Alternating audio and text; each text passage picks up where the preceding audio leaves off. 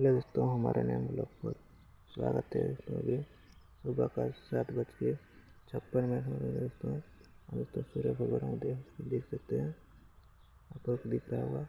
दोस्तों मैं अभी बाड़ी के साइड आया हूँ और दोस्तों देख सकते हैं कल बारिश हुआ था। देख सकते हैं प्याज गाछी हमारा बर्बाद हो गया। देख सकते हैं काफ़ी बड़ा नुकसान हो गया। आगे चल के दिखाते हैं किस तरह हुआ। देख सकते हैं बहुत बर्बाद हो गया। देख सकते हैं अभी पानी सब भर गया था। देख सकते हैं कैसे हो गया। अभी टमाटर खराब हो गया है।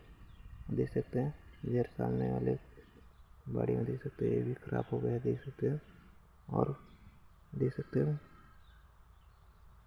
और दोस्तों कल बहुत ज़्यादा बारिश हुआ था, बहुत भयानक, और बर्फ़ सब भी गिरा था। और दोस्तों आप लोग मेरे वीडियो को प्यार सपोर्ट दें।